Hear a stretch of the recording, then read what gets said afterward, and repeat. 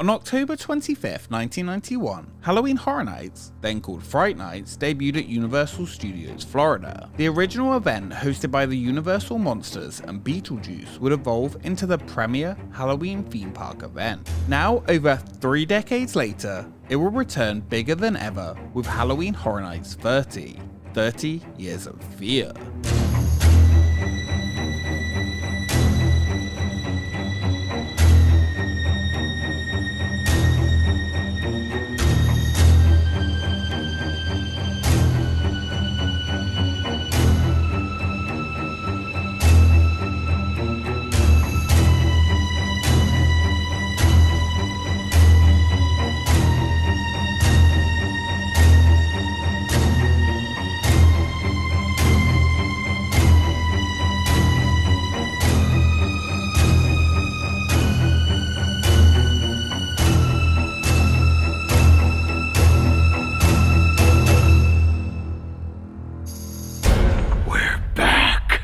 Universal's Halloween Horror Nights, back for the 30th year of fear.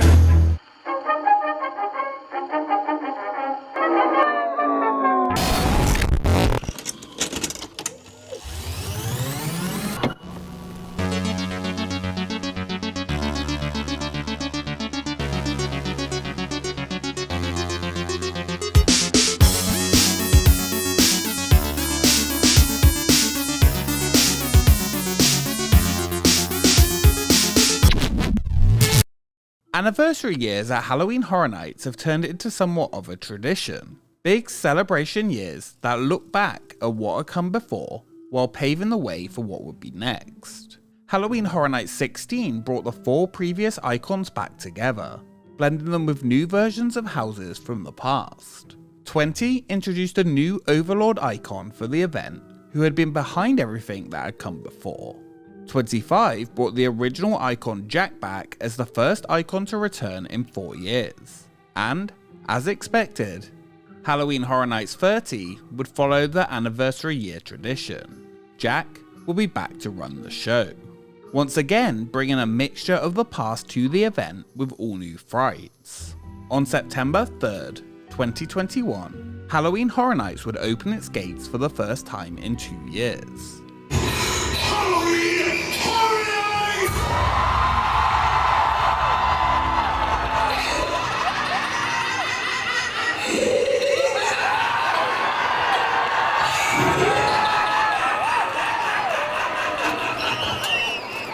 As a tradition on this channel, it's time to take a look at everything that is offered at Halloween Horror Nights 30. Let's start with the houses. While it is too early in the event to rank the houses, instead I will be talking about the stories for each house, what awaits inside, and some short thoughts on them. However, I will be mentioning my top 2 first impression favourite houses. We were lucky enough to be invited by Universal Orlando Resort to experience this opening night and given permission to film inside the houses, and I will be showing some highlights from within all 10 of them.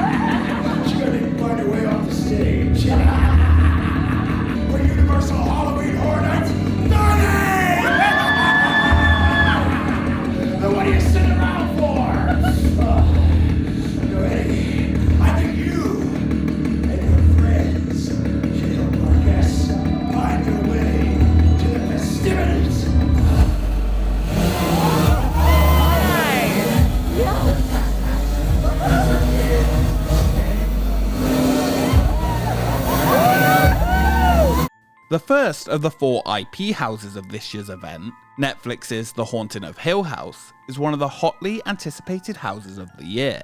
Just like the TV series, the house jumps back and forward between the past and present, Following the Cranes family story, after entering, you immediately see one of the most beautiful facades ever created, the glowing house itself.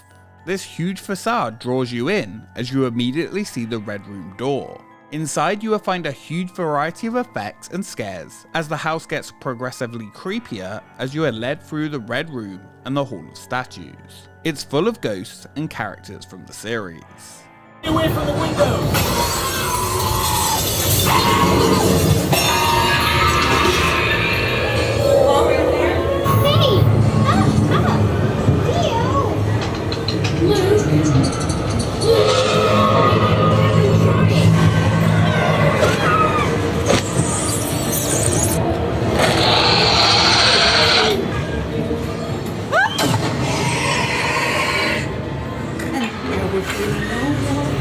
What's wrong with her? It's okay. She's having a nightmare. She's going to. The ghost host of the very first ever Halloween Horror Nights, Fright Nights, finally gets his own house at the event. Based on the Warner Brothers and Tim Burton film, this popular movie is recreated in house form. The entrance facade features Beetlejuice himself interacting with those in line before heading through the rotating tunnel into the afterlife.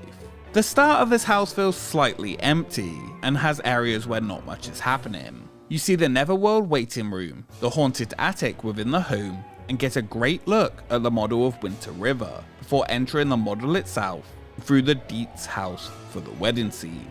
Definitely one of the least scary houses at the event, but it is a lot of fun spotting the scenes from the movie if you are a fan. It's showtime! What's beautiful about this? You kids picked me! He did it after, but you picked. Don't even say his name. You do not want his help. Myself am strange and unusual. Get down to business. I got a car here somewhere. Who do I have to get? You losers! You're working with a professional here. Hey, I'm feeling a little, anxious, if you know what I mean.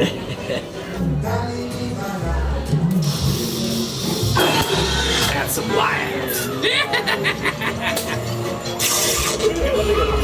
Here it is. I'm telling you, honey, she meant nothing to me. Nothing at all.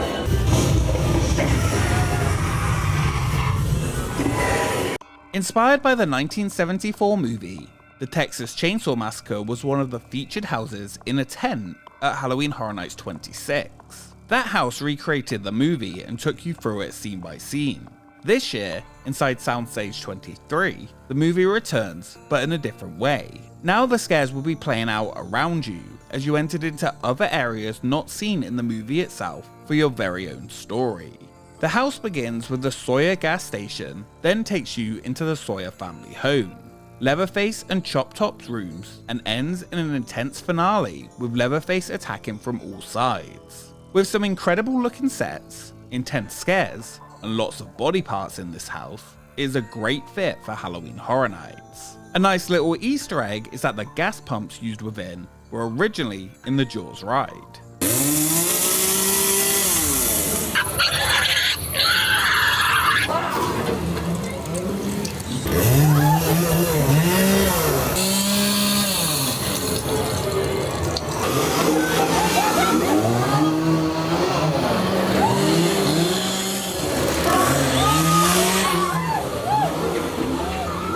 After Dr. Frankenstein was forced by Dr. Pretorius to create a mate for the monster in the 1935 film The Bride of Frankenstein, which ended in the destruction of the laboratory by the monster, Halloween Horror Nights will create a house that acts as a direct sequel to that classic.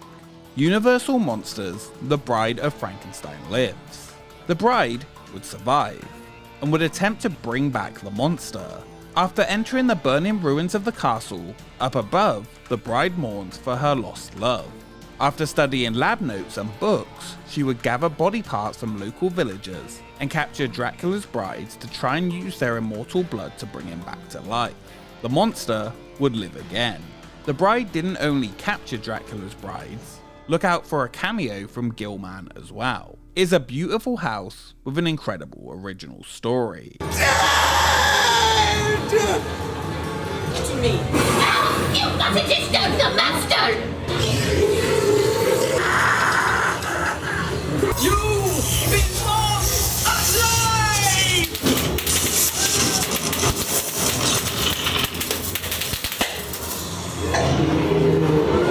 Cary, Ohio, one of the most iconic locations used as a setting for the strange and unusual since 2008, is a town full of murder, mystery, and the supernatural. A place bad things happen and nobody escapes from. Cary has become a tradition for the event and can be seen throughout not just this house, but in multiple locations at Halloween Horror Nights 30. This year, the event would bring some of the best locations from the past back into one house. Entering the town by the sewers, you find yourself attacked by the creature from the 2009 house The Spawn Inn, before encountering the vampires of the Hive, the supernatural ghosts of the Wyandotte Estate and Dead End, followed by a trip through the orphanage that does not go well, especially with the visit from the caretaker's daughter Cindy. Next, you would meet HR Blood and Guts himself. Look out for Slaughter Cinema, Leave It to the Cleaver, Hellgate Prison, and Havoc Dogs of War to end the house. Welcome to Scary Horror in the Heartland.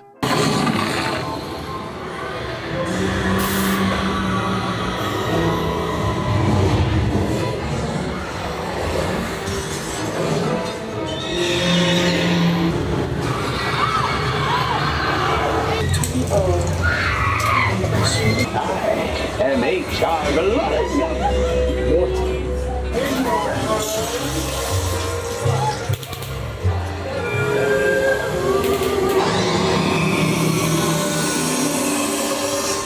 Revenge of the Tooth Fairy is a house based around bedtime stories and has been rumoured for quite some time, and at Halloween Horror Nights 30, the tale of the Tooth Fairy would be told. This isn't the story you know, however. Something darker would lay behind the tale. If children did not give up their baby teeth to the Tooth Fairies, they would pay a gruesome price. Tonight, one such child would question the deal. The younger child of the Westhorn family refused to place his tooth under the pillow. A swarm of imps would leave a trail of toothless, tortured corpses in their wake to teach humanity to honour the deal.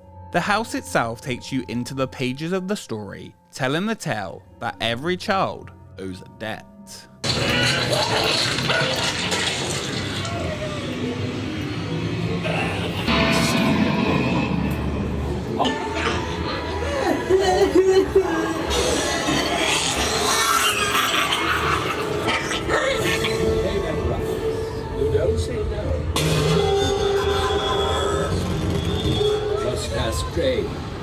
Puppet Theatre Captive Audience takes place in the Grandeur Theatre in San Francisco, which collapsed due to an earthquake in 1917, trapping the Pasquette's puppet troupe inside, along with the final show held in the theatre and its viewers, the Gorian Ballet Group. Trapped within, they slowly went mad. However, the show must go on. They would take the remaining audience members, their captive audience who were trapped inside, and mutilate them by turning them into puppets for their own gory finale. 1 year later, guests would enter the collapsed theatre. The house has some of the largest sets created in a sprung tent and is visually very impressive.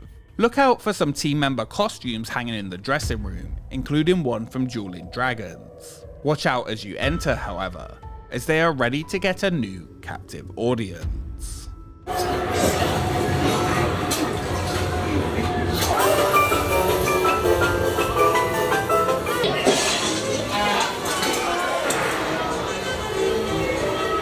I'm still rehearsing!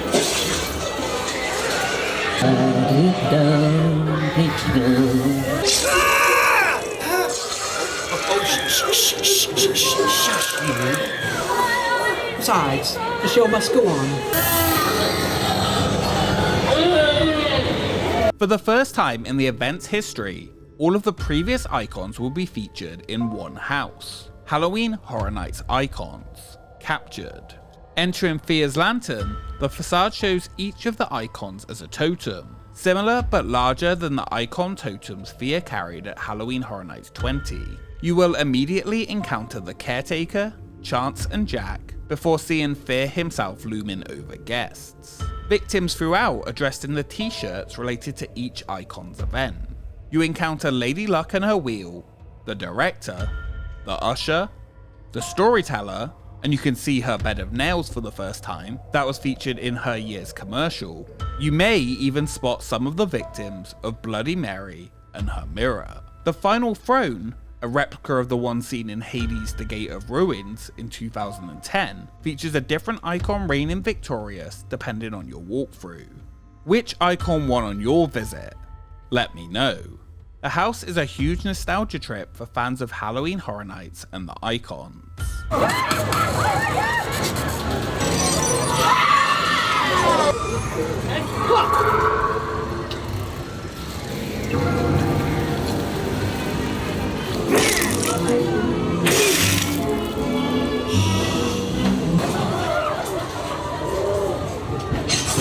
This person has no bar.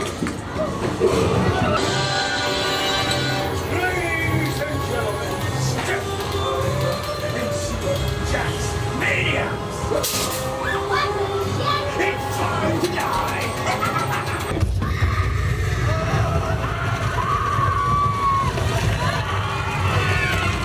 What I feel will be the sleeper hit house of the year for me, and one of my opening weekend favourites. The name Boris Schuster is sat on a window of an office in the New York section of the park at Universal Studios Florida for years. In 2008, the name on the window will be used as part of the legendary true story with Bloody Mary. In 2021, we would get to step into the Private Eye's shoes, in Case Files Unearthed: Legendary Truth.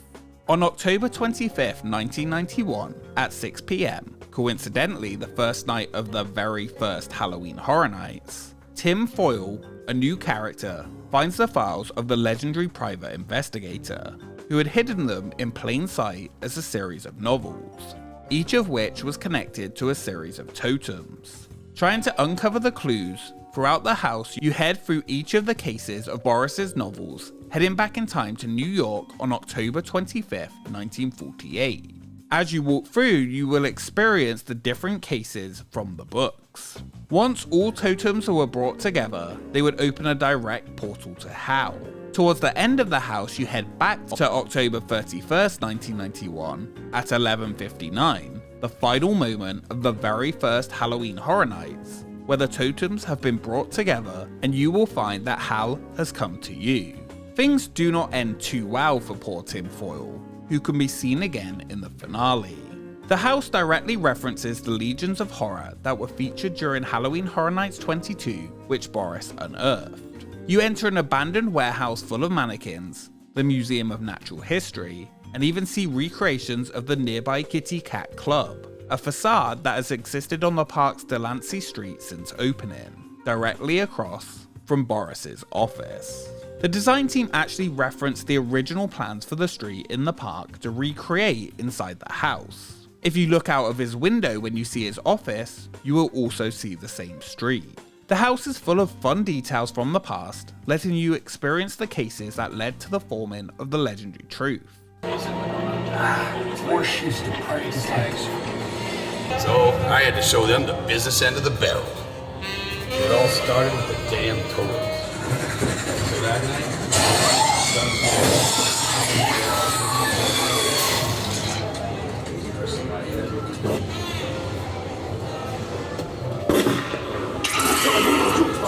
This city is lousy with temptation.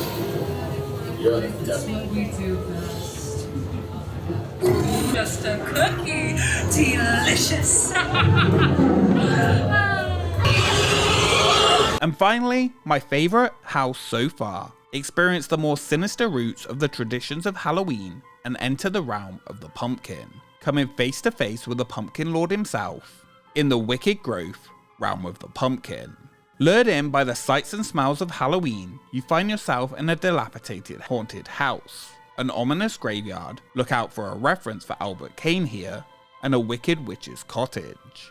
The Pumpkin Lord's minions are collecting unwilling sacrifices in order to summon the Pumpkin Lord. The sets once again are incredible for a Sprung 10, with the bridge scene being one of my favourites from the whole event this year. Look out for the vines and vegetation growing larger as you get closer to the Pumpkin Lord.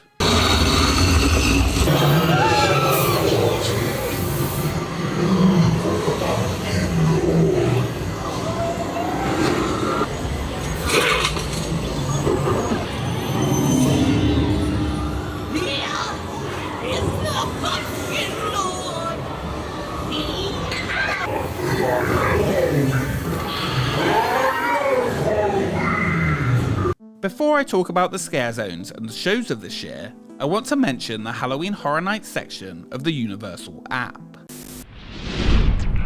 Well, look who we have here. One frequent comment by fans of the event was that they missed the old interactive websites where you could explore, interact, and learn more about the event. This year, X Studios, who worked on those websites of old, have really offered that in an app form. Head to the Universal app, look under the Houses and More section, and click the Halloween Horror Nights mobile game. During the event, you can use your camera icon to scan QR codes around to get achievements. The Return of Terror trivia lets you compete against other fans to get the top points in multiple choice questions. Perfect for killing time in the line. The production diaries give you a peek behind the scenes with information from the event's designers. For interactive fun in the park, try Jack's Scattered Past. Jack himself has ripped the fabric between nightmares and reality in an all-new exploration game. Taking one of 3 paths, the Case Files of Boris Schuster, Iconic Past, or Legions of Horror, figure out the clues given and find the 5 locations within the park and scan the QR code. Which path shall we choose? Another that revisits those legendary Legions of Horror. The path you are given will change. For example, one place you need to find is the hardware store where Eddie fills his chainsaw up. I will show you where this one is, but the rest are up to you. Scan wisely, or you may be punished. Do you have the guts to stitch them all back together? Welcome to Jack's Scattered Past! Scare zones this year are an interesting bunch. With 5 to choose from, there is something for everyone. I will say that I had no knowledge of Crypt TV before the Scare Zone was announced, and still have not seen any of it yet. This Scare Zone is more of a photo op zone. The characters look great, but is a little slow for my tastes. If you enjoy Crypt TV, I'm sure it's great to see all these different characters. As someone who doesn't know anything about it, this one really isn't for me. The actors do a great job and the designs look cool, but I often found it too quiet within. I was extremely excited for the 30 Years 30 Fears Zone, seeing all the sets going up with the icon posters and the classic neon sign returning. The monsters you most dread from the past would return to take over the streets, home to some of the most infamous characters from past Halloween Horror Nights scare zones. The area is designed to be a large statement piece, and is supposed to represent a portal into the world of Halloween Horror Nights, rather than a full street of scares. With the lighting and fire along with the classic sign, the entrance portal sure is eye-catching. Now for perhaps the strangest of the scare zones, Seek and Destroy. A ruthless alien cyber regime led by the Controller has taken over New York, turning humans into fuel. You must either join them or be destroyed. First, the stage and sets in the zone are beautiful. The Controller, the first digital interactive character in the event's history, has a large face on screen that can talk to guests where he asks them to pledge their allegiance. The searchlights throughout the zone focusing on people and following them are a great touch. The only downside is that the Controller is quite hard to hear and understand. Many people close by are unsure if he is talking to them or not. Another aspect that isn't really for me is the choice of every actor in the zone looking the exact same all in white. Sadly, the area is just not scary, though it does a good job of showing off the storyline that the Controller demands conformity. The Terror Queen's hotly anticipated return, 16 years after sacrificing herself, can be found in Gorewood Forest. Central Park has once again turned into another beautiful scare zone. Rather than go into her world, this time she has come to ours, planning to remake it in her image. Bringing a legion of creatures to serve her, they will ravage our world to create her new kingdom, draining the blood of sacrificed man-slaves, including her trusty interpreter, Eelmouth. I guess James Keaton had enough to do this year. The Terror Queen's design is based off an original concept that never made it into the original zone in 2005, as it had to be changed so that she could ride a motorcycle. The zone looks great, it's just a shame that we don't see that motorcycle again. but it's great to see the Terror Queen finally return. And lastly, Lights, Camera, Action, Eddie's Revenge. Get ready as Eddie Schmidt, Jack's brother, is filming a horror film. You have come on the movie backlot preparing to make a feature film based on the creatures of Halloween Horror Nights. Unlucky for you, Eddie has shown up with real monsters who demand the attention they have always been denied. The zone is hectic, full of scares, chainsaws, and plenty of the past of Halloween Horror Nights Scare Zone bests. Treats and Foons, Fear's Minions, Vamp 55, Invasion, Haunted Fisherman from the Wharf. No matter where you go, there is some horror waiting to attack. The energy is high, the sets are detailed, and Eddie finally gets his time to shine in one of the best scare zones of the year.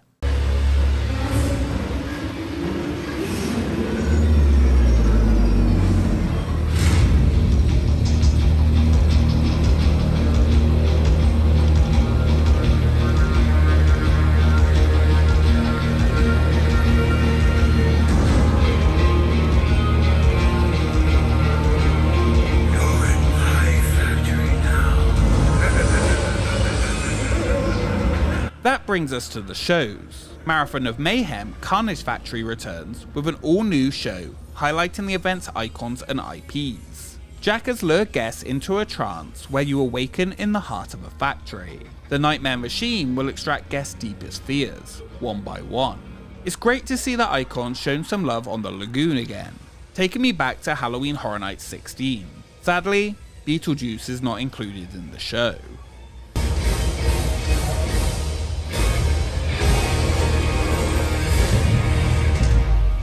Halloween Nightmare Fuel takes over the show role in the Fear Factor Stadium, igniting guests with waking nightmares, nocturnal creatures, aerialists of the night, all coming alive to the sound of rock, metal, and electronica music. It is high energy, fun, and features some great fire effects and magic tricks.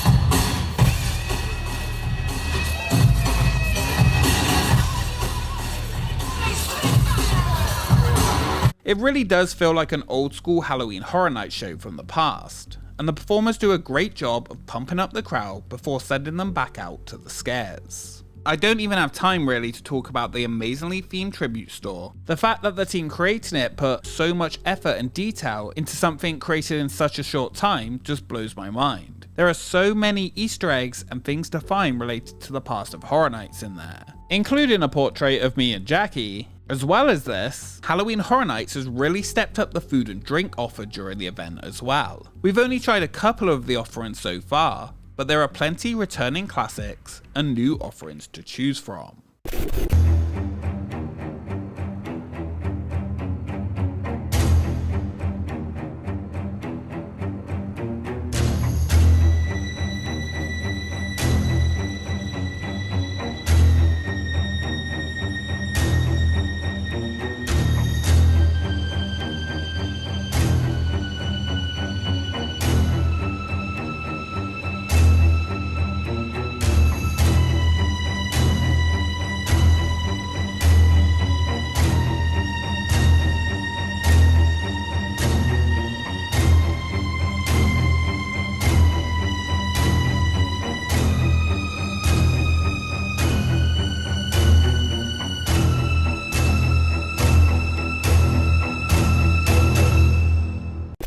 After a year without the event, I have never been so happy to see Halloween Horror Nights return. Halloween Horror Nights 30 brings some of the best of the past into the present, all tied up nicely with that clown icon that paved the way for so much that followed. Every single house is top quality, though my one same complaint from Halloween Horror Nights 29 still stands. The house ops are too aggressive at shouting at you to keep moving even when you are walking at normal pace. There were many concerns about the use of vinyl in the houses this year. While it is noticeable, it is more than a fair trade to increase the safety of the performers during the event and does not decrease the fun found within. So far, the scare zones are somewhat of a mixed bag for me this year, and I look forward to seeing how they evolve over the event's run, as with everything Halloween Horror Nights, they will only get better from the opening. I do hope some characters are added to Springfield, which feels quite empty for the first time in years. Lastly, I just want to give a special thank you again to Universal for inviting us out to the opening night, and our RIP tour guides Katie and Duncan for sharing their passion for Halloween Horror Nights with us. Also, thank you to the amazing team who created the event, the scare actors and teams working the event, allowing everyone to safely enjoy the horror again. Halloween Horror Nights continues to be the premier Halloween event in the world, and Halloween Horror Nights 30 is an anniversary year looking back at the past that only makes me more excited for the event's future.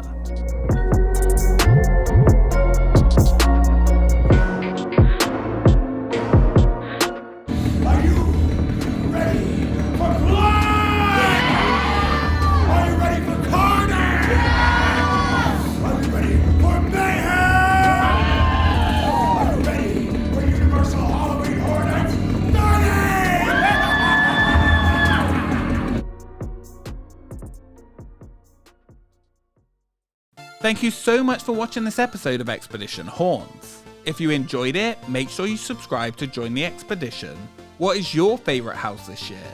Let me know in the comments below.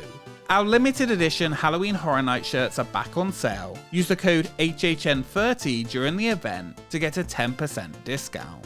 A special thank you to our Patreons for supporting the channel as always, and we will see you next time.